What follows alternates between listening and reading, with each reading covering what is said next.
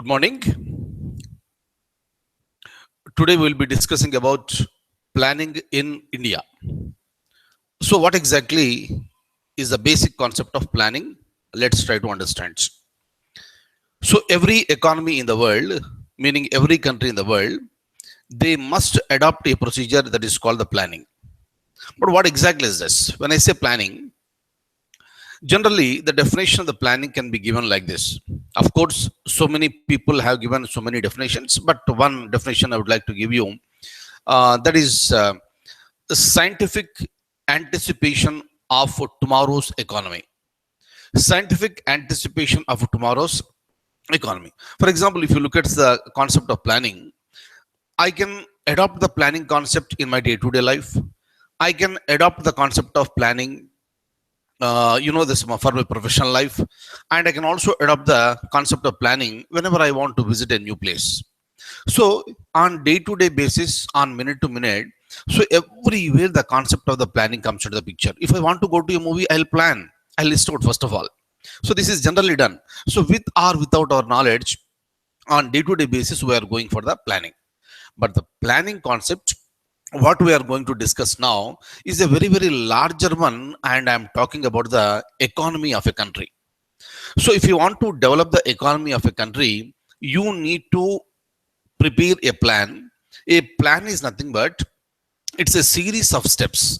It's a series of steps which have to be followed by one after the other to reach the ultimate goal. That is called planning. That's the reason why, if it is my day-to-day life, or it is for my nation, or if it is at the international level, like United Nations organization, everywhere I require the concept of planning. But so today, let's be restricting our discussion exclusively to the concept of planning with relation to Indian economy, right? So now let's try to understand this. So whenever we say planning, we are talking about the anticipation of tomorrow's economy. What do you mean by this anticipation? I'm expecting something to happen tomorrow with respect to our country's economy. What is it I'm expecting? I'm expecting some development should take place in the country. Education levels must increase, agriculture production has to increase, industrial productivity should increase, clear employment opportunities will be increased, health of the people should be, this more safeguarded. Like this, various aspects will be coming, and I'm anticipating India to be like that. If I want India to be like that, today we need to make a plan, and you need to follow the steps where I am strengthening our education system, where we are going to strengthen our agriculture, industries, health, and every sector. So we need to strengthen. And for that strengthening, whatever the steps we have designed and follow, that is called planning, right? And if you look at India, directly, let me talk to you a few points with respect to India. And after that, I'll show you some general points which are related to the planning.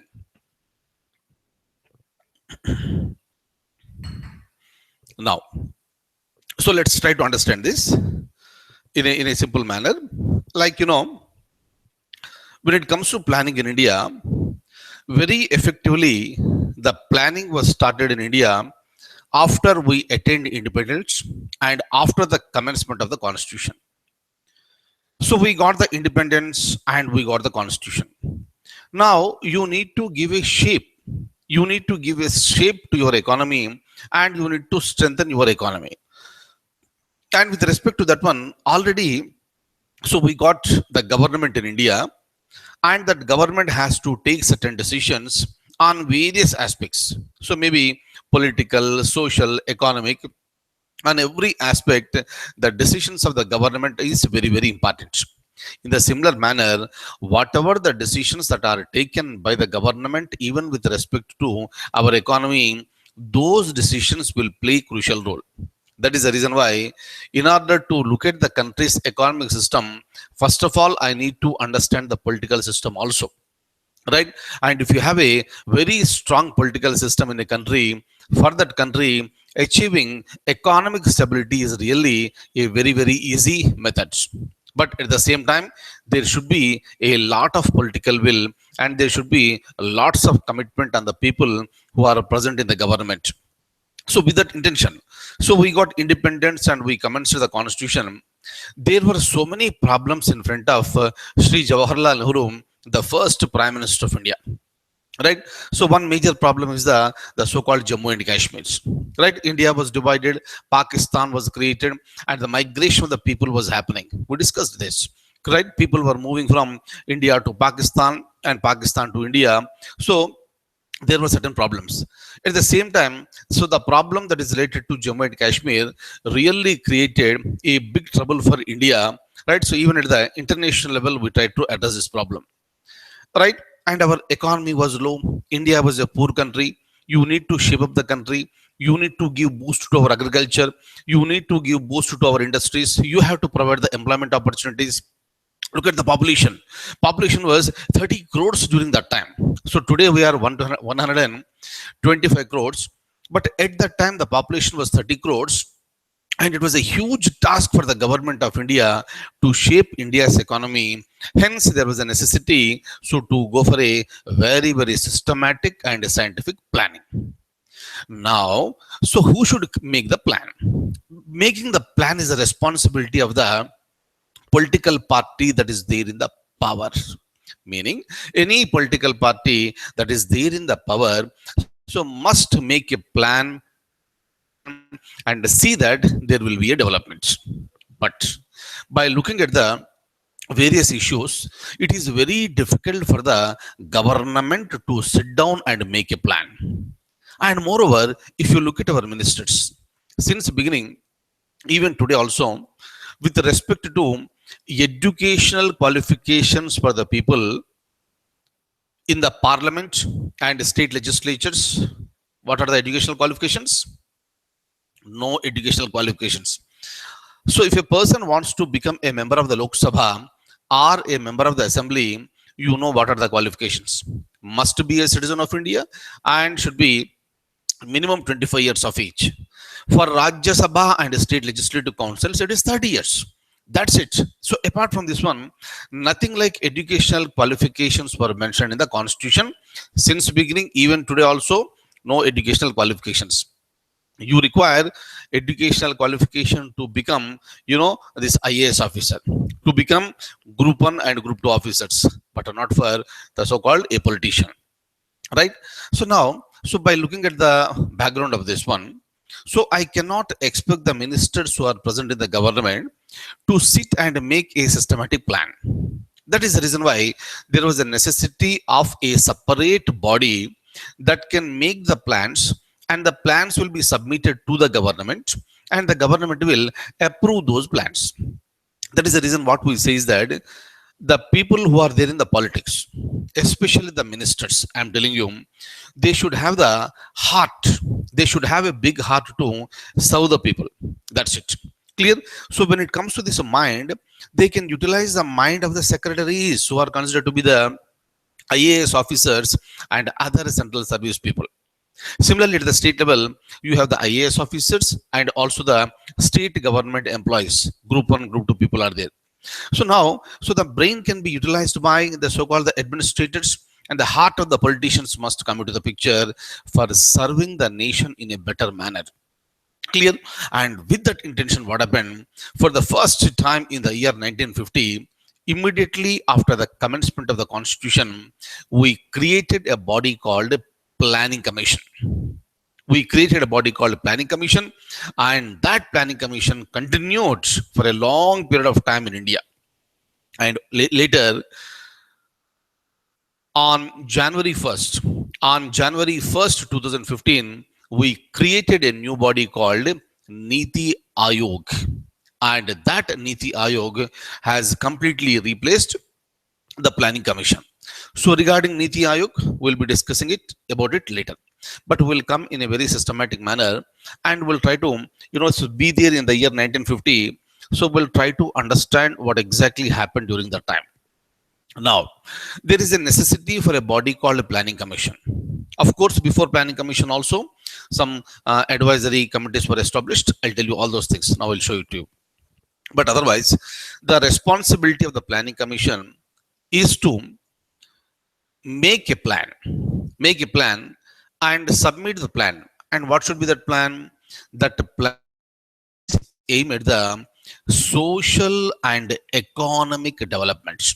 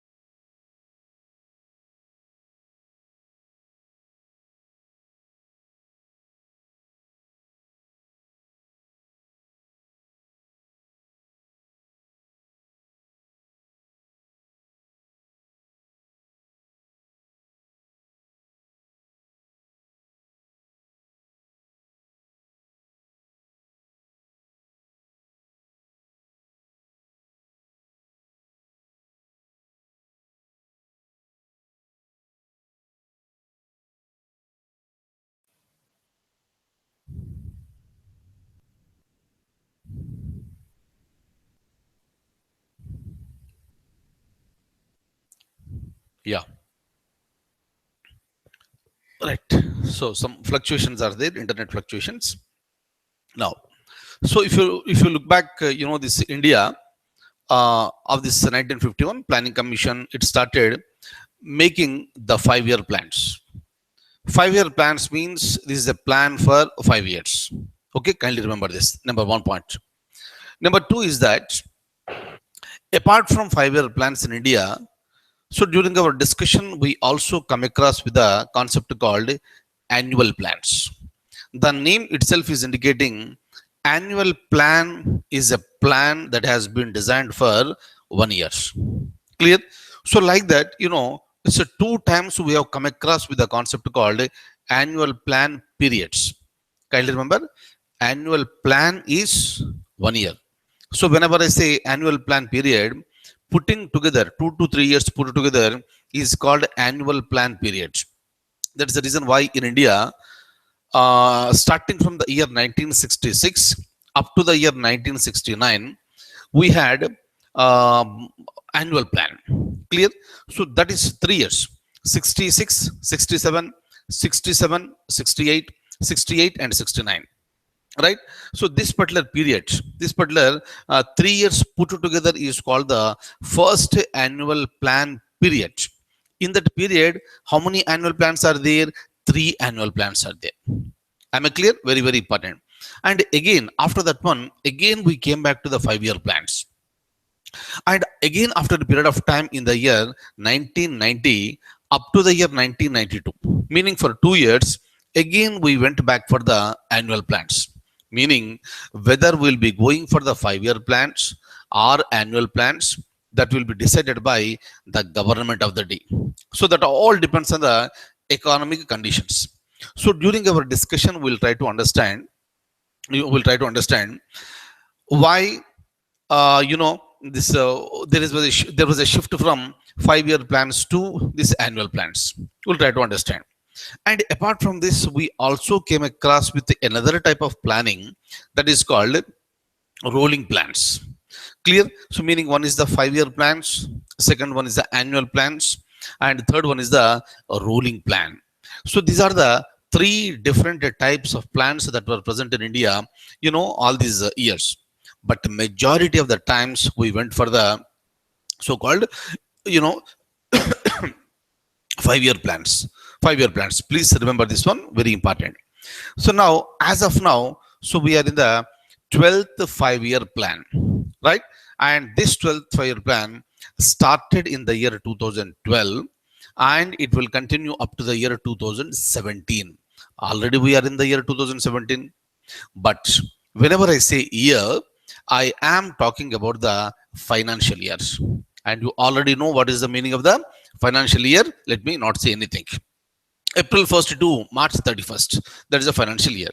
So if I say 2012 to 2017, it started on April 1st, 2012, and this is going to come to an end by March 31st, 2017, and we are just a few months away from closing this 12th 5-year plan. Right? Hope you are getting. So like this, the government has formulated the various plans. So we'll have a detailed discussion with respect to all these 5-year plans, right? And slowly. But before that one, I would like to show you some basic points. And these basic points, any point is important for the examination point of view. Anything may be a question. So I would like to open the document now, and I would like to share the document with you now.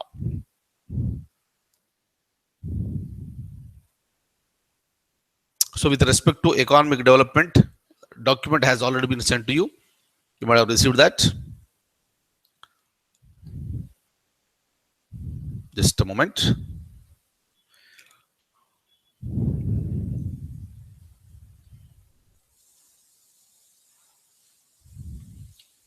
Yes.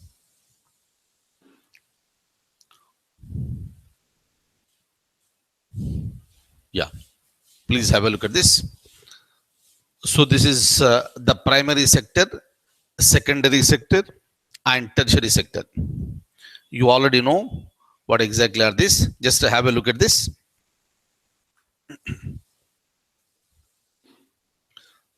Primary sector, that is agriculture, forest, fisheries, and mining. Right? These will be coming under the concept of the primary sector. Please remember this. And whenever we say secondary sectors, secondary sector, this is the industries and this manufacturing and constructions. All these things will be coming into the picture. And the third one is the tertiary sector. And here, so the concept of services is present. Okay, and trade, transport, communication, banking, insurance, right? This what you call this health. All these will be coming under the concept of the so-called this tertiary sectors, right? Primary, secondary, and tertiary. And kindly remember, basically, is an Indian society is an agrarian society, and our um, economy depends more on the agriculture. So since the beginning, it's a very widely used practice in India with respect to the primary sectors. Clear? Primary, secondary, and tertiary. So please remember all this. Next.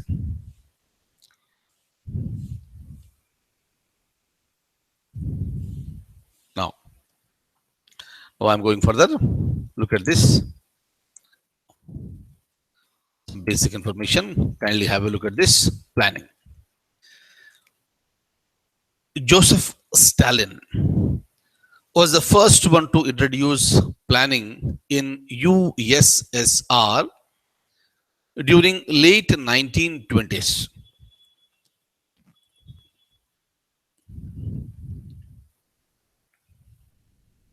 Right. So kindly remember one thing, one very, very important concept is that so-called USSR, now it is no more existing. It was disintegrated in the year 1991 in the month of December. It has been disintegrated into 15 different states, and out of this 15, one is the Russia. Right? So now, so remaining all the surrounding nations of this Russia, they are the part of this USSR. But otherwise, during the 1920s, USSR was the first nation to develop the concept of the five-year plans. And in the early 1930s, so there was a global economic crisis. So during that global economic crisis, almost all the countries suffered a lot. And only one country that maintained the stability was USSR. During the time, remaining all the nations started looking towards USSR and they wanted to learn the concept of the planning. Otherwise, every country has got its own type of planning, but they thought that it will be more stabilized if you follow the concept of the USSR. Clear? This is what happened. That is the reason why these countries like India and China, so we also adopted the concept of planning from USSR. Kindly remember, the source of Indian planning is USSR, and even for China also it is the same thing. Okay, but the terminology what you are using in your country, that's a different thing, right? So but otherwise, the basically the concept of planning, it originated in USSR. Am I clear? Now, so I'll show you some points once again. Look at this. Joseph Stalin was the first one to introduce planning in USSR in late 1920s. Later, many countries adopted the same, including India and China. But later, what happened during the 11th five-year plan in China?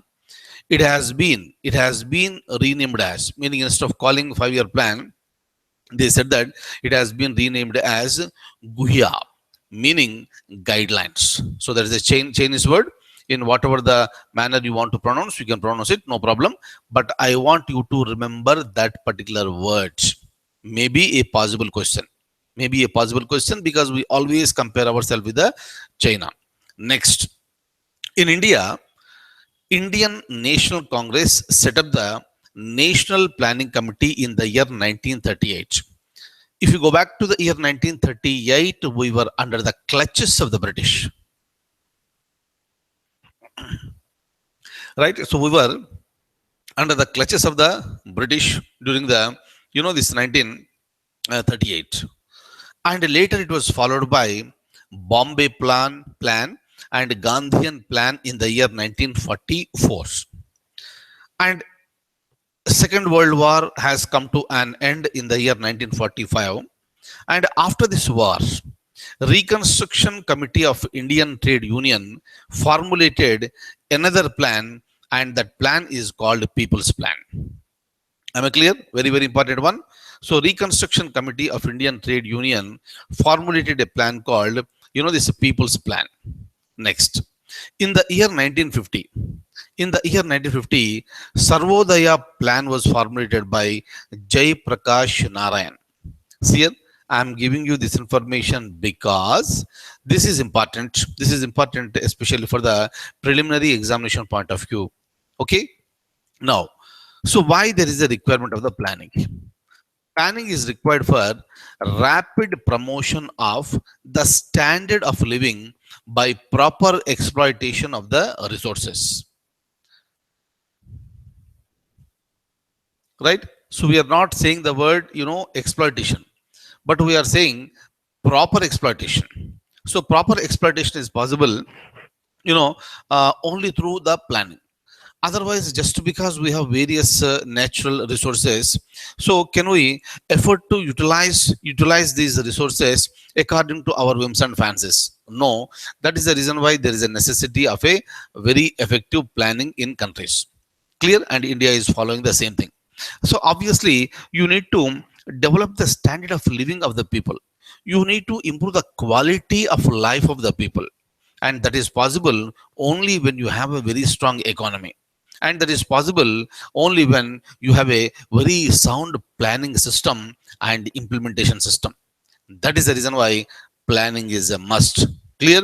Whether you are preparing for IAS, whether you are preparing for Group 1, Group 2, or any other examination, planning is a must. Clear? It is not just making a plan, but you need to follow the plan. You have to implement the plan. Then automatically the success will be achieved. Next. So next, once again, I am opening the document. Kindly have a look at this. So the planning is required for rapid promotion of a standard of living by proper exploitation of the resources. Next.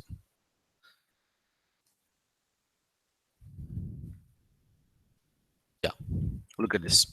Some points are repeated here. Planning in India. When it comes to planning in India, during 1930s, there was a great economic depression took place throughout the world. So this was the global economic crisis, and it affected every country except USSR. And this success was exhibited by the planned economy of USSR, meaning entire credit goes to the planned economy of USSR. And later, this concept of planning attracted the attention of the world. Please read this statement once.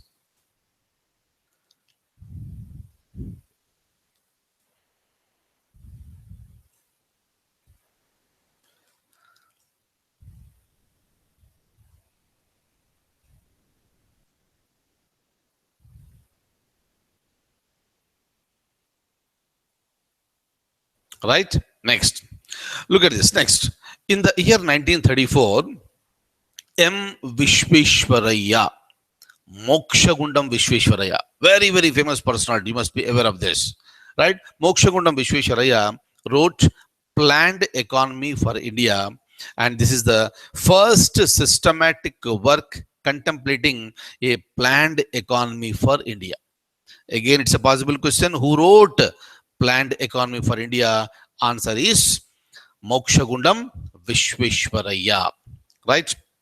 Later, so in the year 1938, INC set up National Planning Committee. In the year 1943, few industrialists from Bombay presented the Bombay Plan. And in the year 1944, the Department of Planning and Economic Development was set up by the British Indian government. And that department was headed by A.D. Dalal. Later, in the year 1944, M.N. Roy, the founder of Communist Party of India, so who wrote an article that is called People's Plan. Later, S.M. Agarwal has published the Gandhian Plan. Kindly look at each point. Every point is important for the preliminary examination, please. In the main examination, if there is a question on planning, whether you write these points or not, that all depends on the question, the way that is being asked.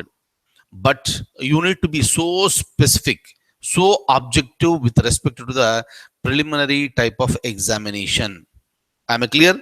Next.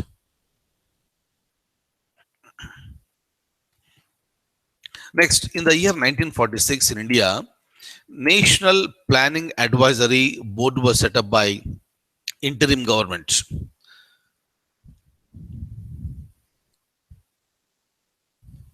National Planning Advisory Board was set up by interim government. What was the interim government in India during that time? In the year 1946, there was a creation of the Executive Council. During our Indian politics classes, I made it very, very clear. Clear that Executive Council was created by the Viceroy. Clear that Executive Council is considered to be the interim government. Am I clear? And who was the head of the interim government? Answer was Jawaharlal Nehru. Am I clear? And what was the designation of Jawaharlal Nehru during the time? Was it Prime Minister? No. And the designation was Vice President. Vice President of Executive Council. I am stressing here so much because it was a question that was asked in the previous examinations. Am I clear? That is the reason why. So what was the position? What was the designation during that time is also important. And later, that Executive Council from August 15th, 1947, immediately after we achieved independence, that Executive Council became, Council of Ministers, and the Vice President of the Executive Council, not for India, Vice President of the Executive Council became the Prime Minister, of India. So, meaning even before we achieve independence on August 15th, 1947, interim government was set up in India, and the head of the interim government was Jawaharlal Nehru. Right? So, kindly remember this. And so, when we come back, if we come back to our point here, now read the point. In 1946, the Planning Advisory Board was set up by the interim government. Right? Look at this note I have given. What is this? Bombay Plan, People's Plan, Gandhian Plan were never implemented. Were never implemented.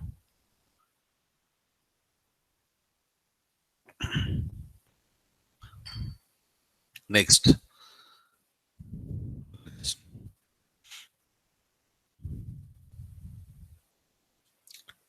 See here, I already told you some time back that the questions, especially in economy, majority of the questions are logical. Right? I am talking about the preliminary examination only. The questions are logical, and some questions are fact based. Statistics may be asked. That's a different thing.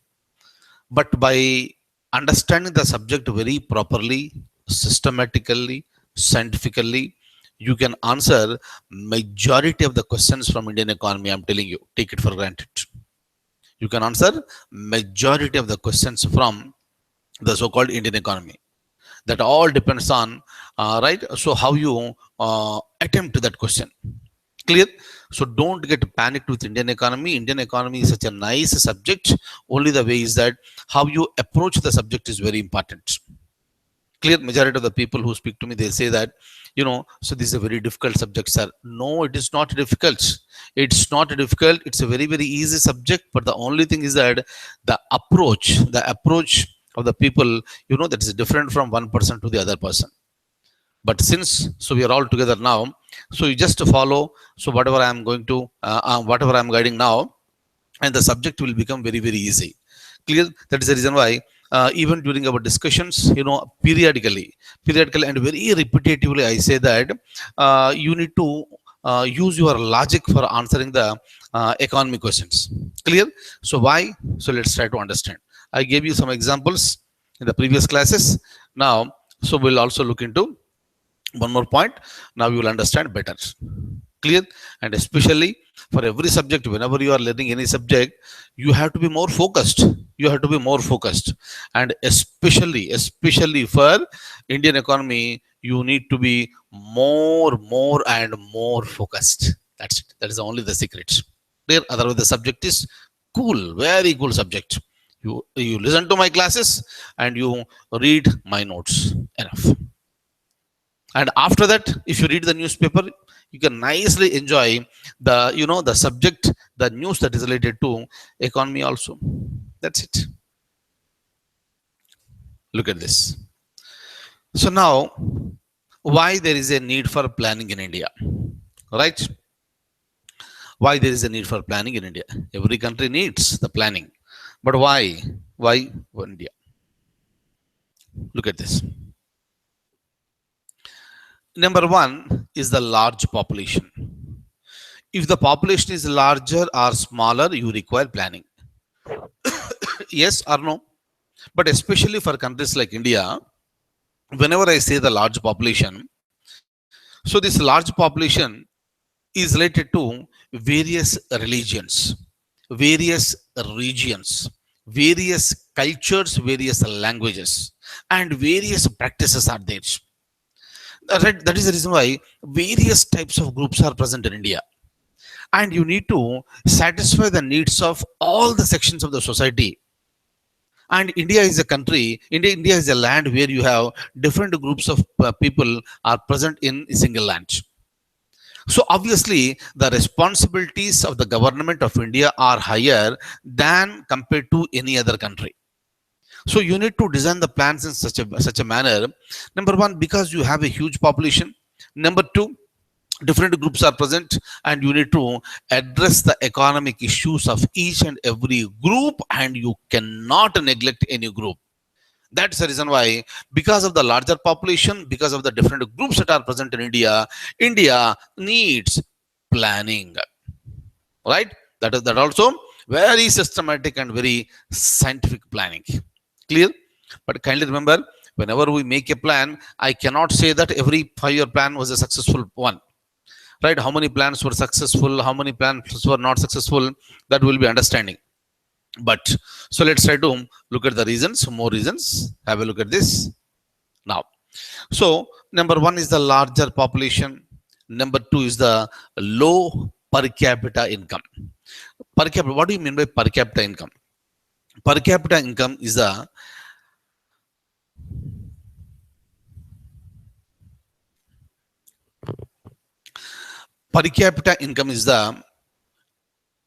average income that is earned by each person in a country.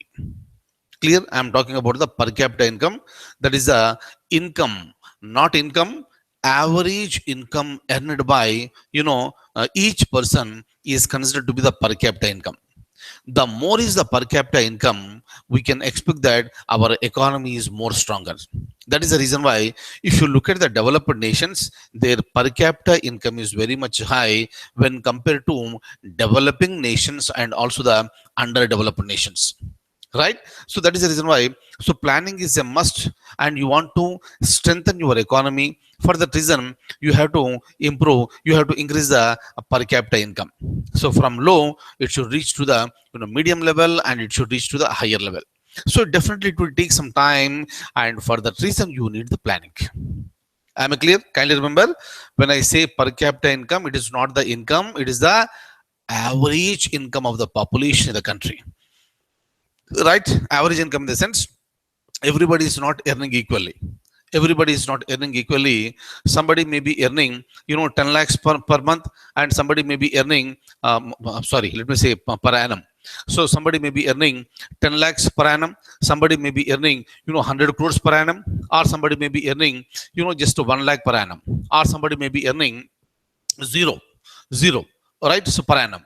So during that time, if I want to calculate the per capita income, so I have to add all the incomes, and I need to divide that by the total population. That will give me the per capita income. That's the reason why per capita income is always average income of the individual. Am I clear?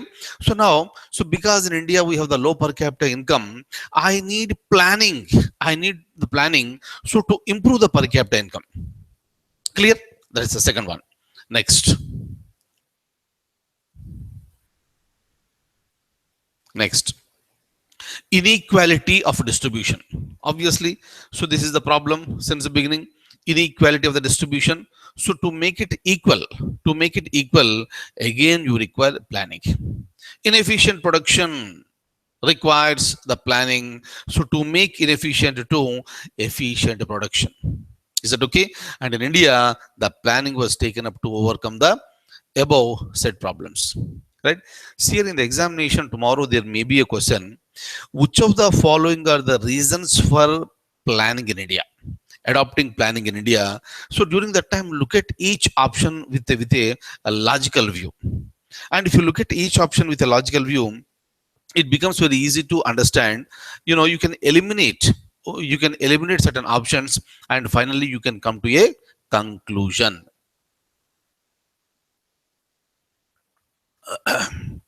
Right? Next I'm going further. Look at this. What are the objectives of Indian planning? What do you want to achieve? You know the meaning of the objective, target, what exactly you want to achieve.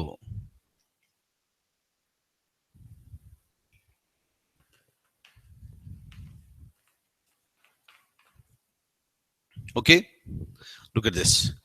To achieve total employment, number one. Number two, obviously, everybody requires employment.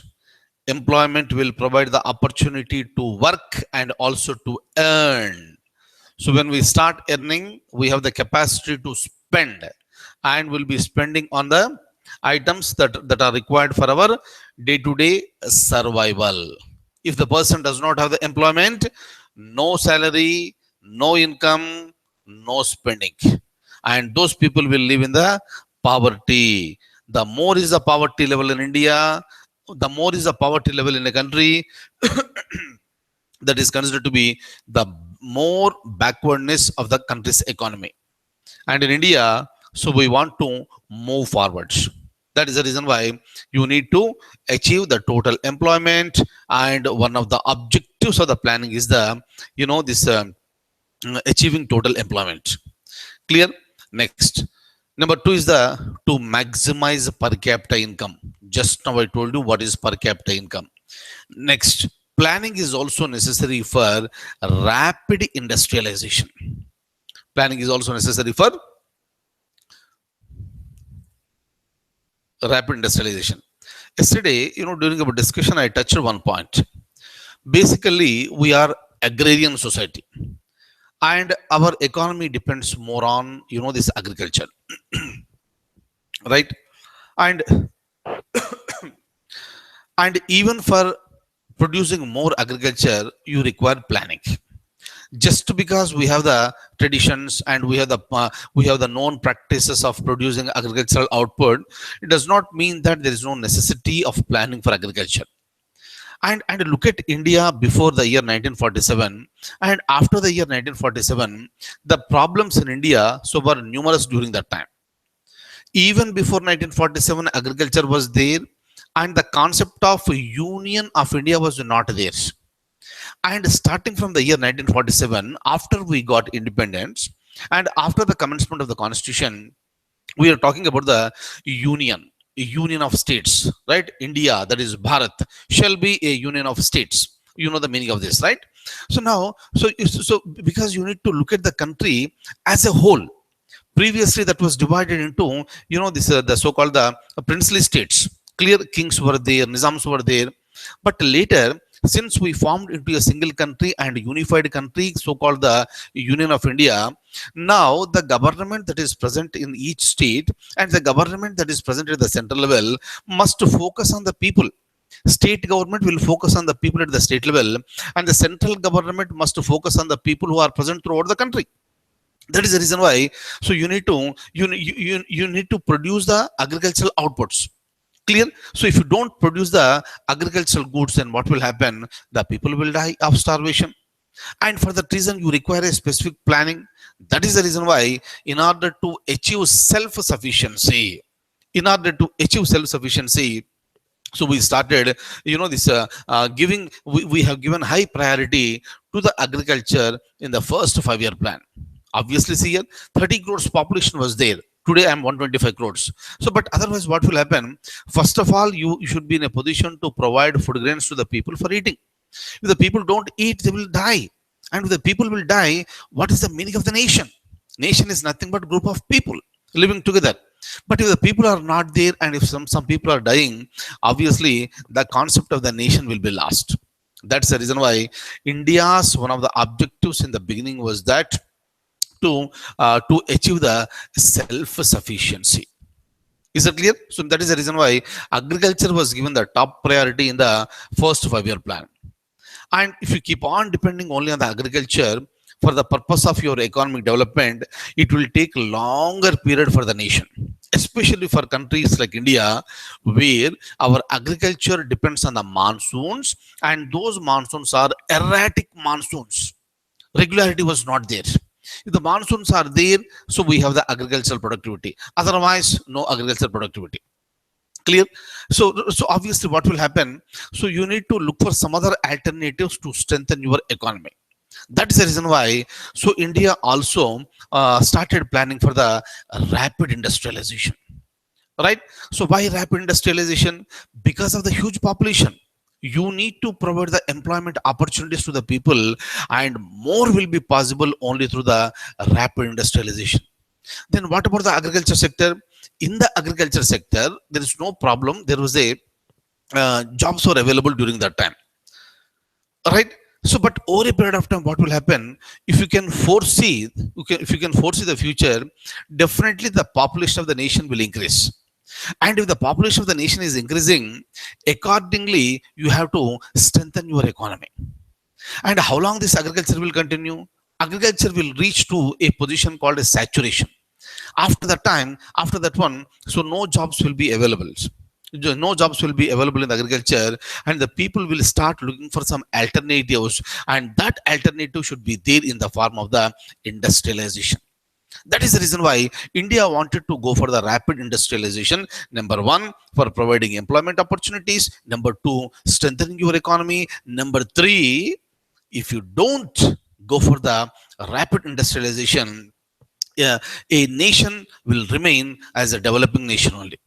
But you need to become a developed nation. For this reason, you need to go for the rapid industrialization. Am I clear? This is one of the objectives. Self-sufficiency in the agriculture, rapid industrialization, which will provide the so-called, the employment opportunities. If you are giving employment opportunities, what is happening? People are earning money. If more people are involved in the work, the productivity of the organization will increase. Productivity of the industry will increase. Productivity of the nation overall will increase. Yes or no? What happens to the per capita income? Per capita income will also increase because more people have started earning money.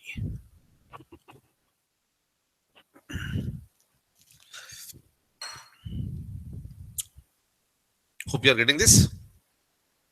Follow this same sequence.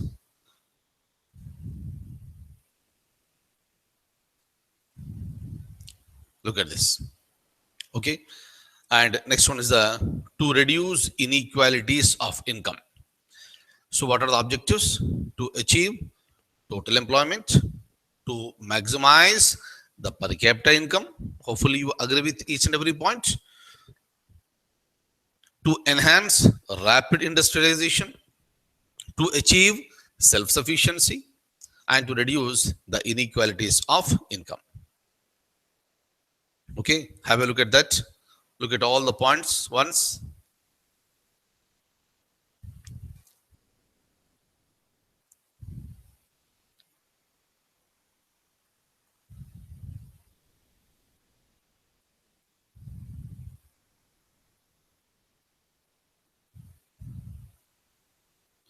Right? Is it fine? Next. Next, I'm going further.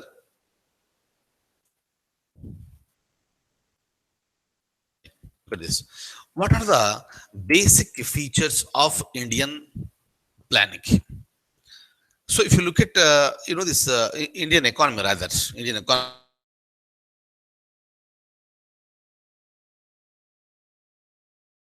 what do you mean by this mixed economy? First of all,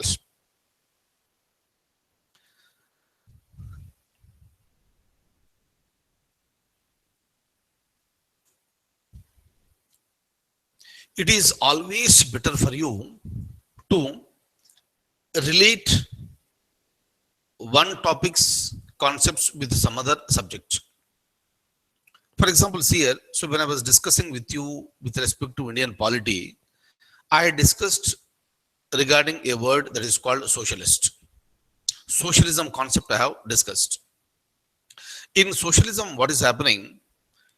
The more powers will be there in a socialist country, more powers will be there with the government. And every property will be under the control of the government so that the government will go for the equitable distribution of the wealth. Am I clear? And Jawaharlal Nehru was a socialist, and India adopted the concept of the socialism. But our adoption of the socialism was a little different. India adopted a concept called democratic socialism. So, in a democracy, you are giving more freedom for the people and also for certain, this freedom in the economy. That is the reason why, if you look at our markets since the beginning, majority of the areas were under the control of the government, and few areas were opened even for the private sector participation. Private sector participation in the business in India, in India's economy is not new. Since the beginning, we have adopted the same strategy.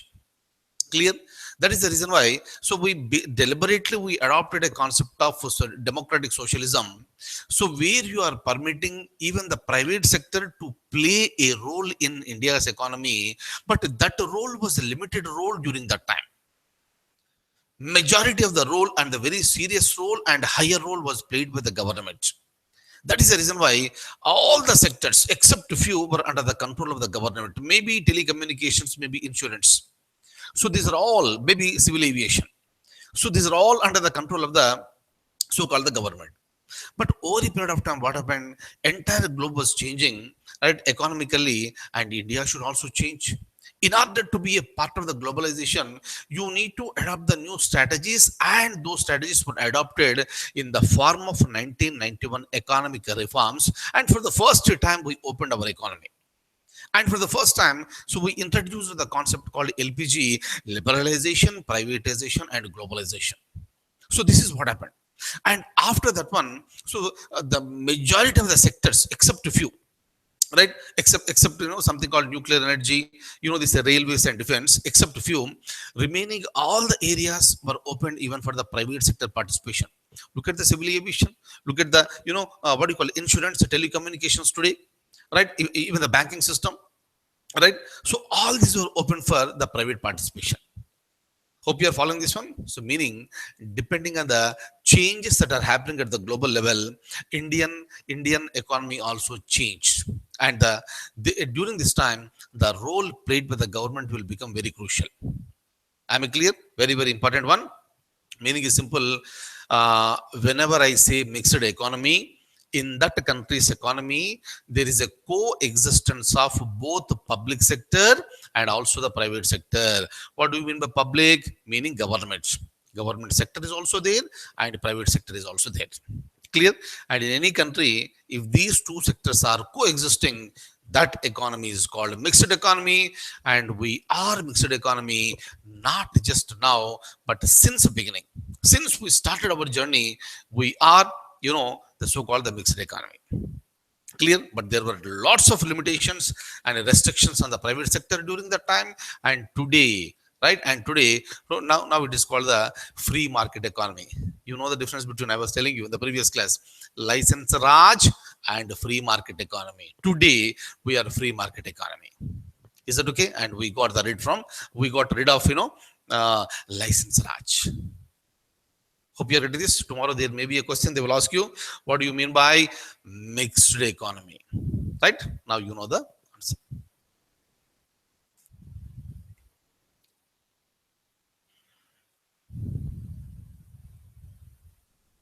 Look at this. Second one is the balanced growth strategy, meaning both agriculture and industrial infrastructure have to be strengthened. Agriculture for self-sufficiency, industries for self-reliance. And in India, since beginning, we are giving equal priority to both agriculture and also the industries. Next, minimizing foreign assistance. Minimizing foreign assistance means in terms. So, meaning depend very, very less on the foreign nations, maybe with respect to financial aid or with respect to the transfer of technology.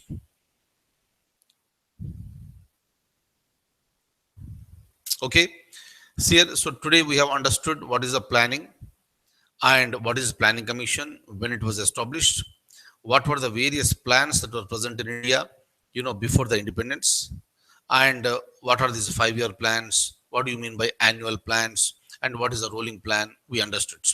And the details of this, we are going to look into this in tomorrow's class. But otherwise, why planning is required for India, right? And what are the objectives of the planning, and what are the basic features of the Indian economy, right? So, like mixed economy and all these things, try to. So, please remember this one. And tomorrow, so we'll be entering into the so called the 5-year plans. Let's start with the first 5-year plan, 1, 2, 3, 4. So, like this, we'll see all the 5-year plans in sequence. Clear? And during each 5-year plan, there were so many developments that have been taken place.